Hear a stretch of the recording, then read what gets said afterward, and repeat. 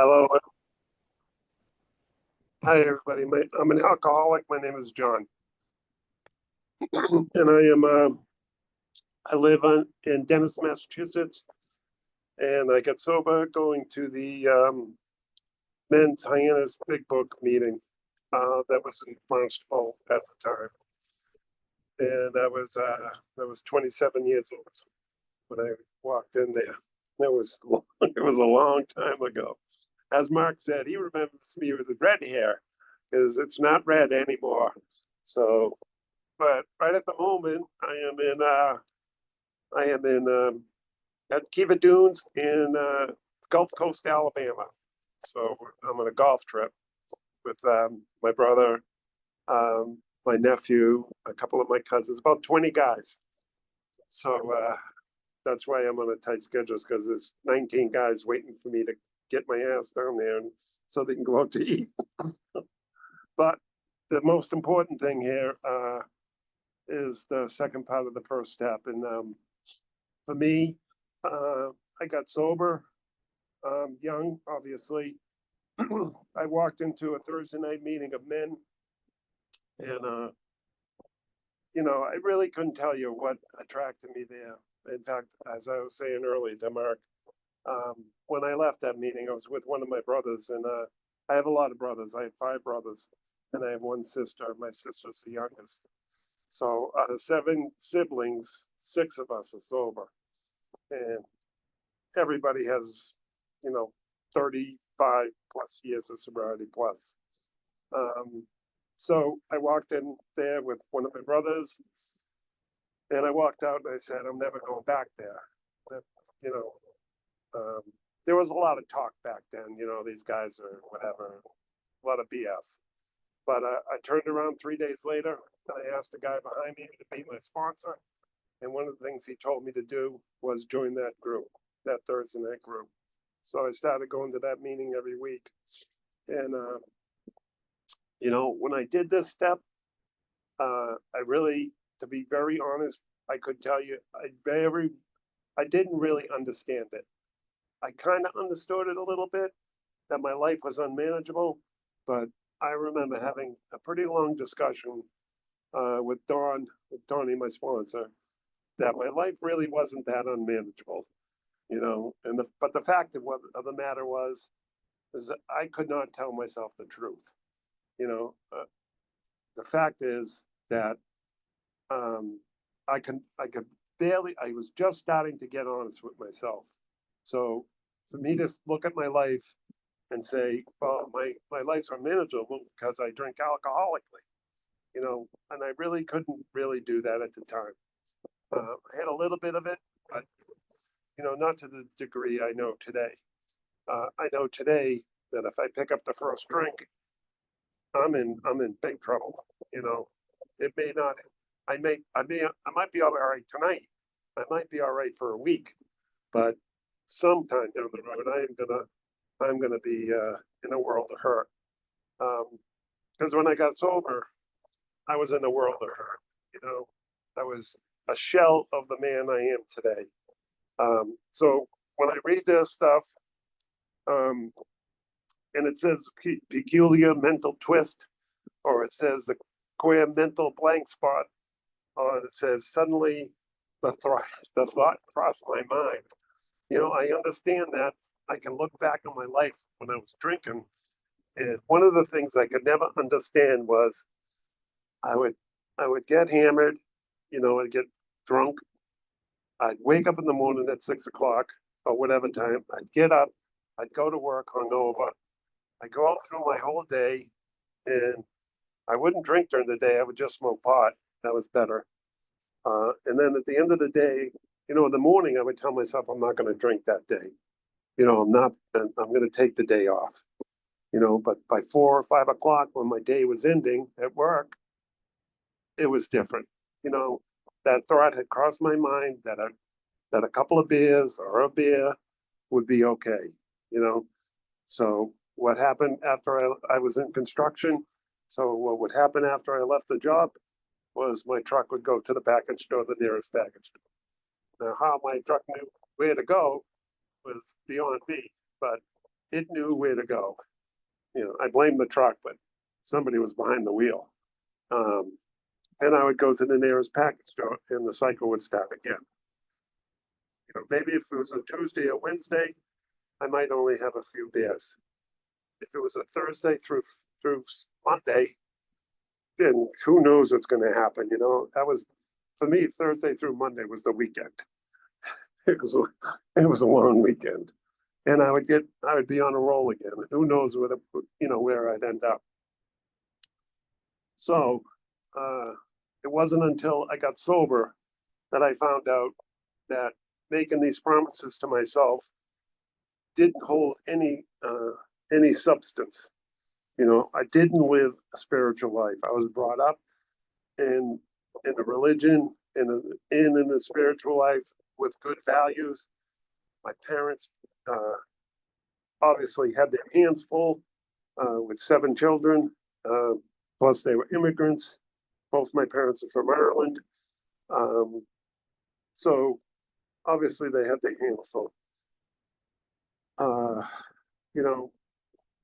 I just didn't get it, to the fact that this thing that would happen in my brain was what was defeating me on a daily basis. And, whether I got into a car accident, whether I got into a fight, whether I got it thrown in jail, it didn't matter really what happened. Because the next day I would just blame it on something, whatever it was, whoever it was. A few of those things had to start happening, starting to go to jail for, overnight visits. I moved to Houston, Texas for a little while. The same thing happened down there. I ended up in jail. I ended up drunk. I ended up in a fight, and that, for me, that wasn't who I was supposed to be. So it wasn't known. I didn't know at this point that my alcoholism was centered in my mind, and if I was relying on my own self-thinking, my own self-knowledge, I was going to lose every time. So when I got sober, some of the things my sponsor told me to do right away was, when you wake up in the morning, get on your knees, ask a power greater than yourself to stay away from the first drink or the first drug for the day. If you're successful, get back down on your knees and thank that higher power for a day of sobriety. I would go to a meeting every day. I got involved in Alcoholics Anonymous. I like to call it, I got soaking wet in Alcoholics Anonymous. I was, obviously a young man. I belonged to 2 groups. Back then in our area, most meetings started at 8:30 in the evening. They went for an hour and a half. There was a break. It was basically what's called a speaker meeting. A group came from another area. They would put on the meeting. X number of people would speak from the podium, and the meeting would end at 10 o'clock. I could never do that today. I'd be falling asleep. So that's what along reading the literature, talking to other alcoholics, talking to my sponsor, and being involved in Alcoholics Anonymous. And that's how I got sober. That's how I started to understand that my brain likes to feed me BS. It's just bad information. So along the way, when I got 90 days of sobriety, I started reading the book. I read and did the first step with my sponsor, the first half. We read this chapter, I read this chapter, and we did this at some point or another. I look at it like he was fishing. He would throw the bait in the water, and then I would chase it around. And he'd get back to me, and he'd go, I'll get back and read that again, So he'd throw the bait out there again, and I'd be, but I chased it. I chased it because, I understood at some point when I was moving back from Texas, that I did not drink normally. You know, something was wrong, but I never could admit that it was alcohol. I could not admit it until it slapped me in the face. You know, until that last whatever car accident, fight, drunk, whatever it was, uh, and I had to look in the mirror and say, you know what, it is alcohol. You know, and one of the things that happened to me was two of my brothers got sober at the same time, like 3 months before I did. So I sat there and watched these guys get sober. And that's what happened. I got a visual of two people that I knew very well, that I drank and drugged like, and I watched them get sober and I watched their lives change. Now, their lives didn't change that much, but they sure did look like they changed a lot to me. And, you know, so it took a few months and they would stop by my house and I would say, see you later. I don't really need that. But it did, but it finally took. And one day I just said, I called one of them because I had stopped drinking and I was just smoking, I was just smoking pot. And I laugh about that because, like, for me, the pot didn't work. You know, after 3 months, it just didn't do anything, you know. So I ended up going to a meeting with them, and that's what I did. I started going to meetings, and I started being involved in groups, doing whatever I had to do, make the coffee, and really get active in Alcoholics Anonymous. And then, obviously, as I moved through the steps, I got a better look at who I was, and was able to really start to get honest with myself. Because for me, I like to lie to everybody around me, and especially I like to lie to myself. My alcoholic brain does not want me to be honest.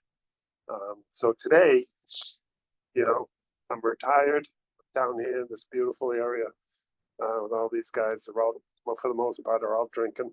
It doesn't really affect me. I can stay in the condo if I want to. I can go out to dinner with them if I want to. You know, it's totally up to what I want to do. And I have a good time. We play golf every day, which is something I love to do. And I'm actually getting pretty decent at it. I'll never get as good as my brother, but that's those are high standards there. I really enjoy myself, and over the years, for me, one of the things I heard, which was just read, they fail to enlarge their spiritual life. So for me, on a daily basis, I try to enlarge my spiritual life. I do. I've done whatever it takes to enlarge my spiritual life. I go to meetings still. I'm 40 years sober. I still go to meetings. When I'm back home, I go to a morning meeting every 2 to 3 times a week. I go 2 to 3 meetings during the night, at nighttime. It is what I have to do. I still ask for help every morning. I still thank God every night. It's something I am unwilling to take a chance on. The fact, some people say you do this stuff, you'll never drink again. I don't agree with that. You do this stuff, if you continue doing this stuff, your chances of drinking are smaller. But you have to continue to do it, and you got to continue to be honest. For me, I have to continue to be honest, strictly honest with myself and with others. I have responsibilities today. I take those responsibilities very seriously. So God has been very good to me.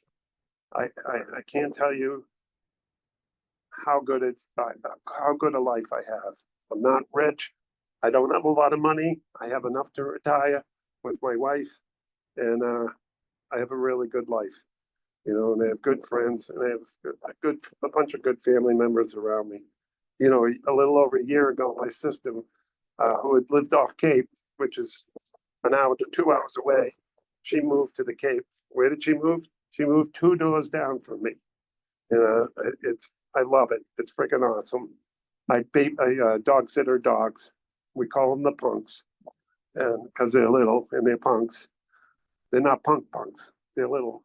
One's a Frenchie, and the other one's a punk. But I guess that's the kind of life I have.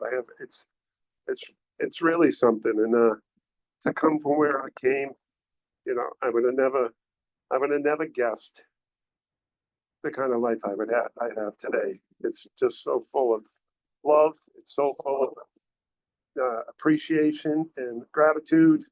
I'd like to thank Mark for having me on. And I want to apologize, but that I have to leave. But great meeting. If you're new, if you're writing, keep writing. It's worth everything you can put into it, and more. So thank you.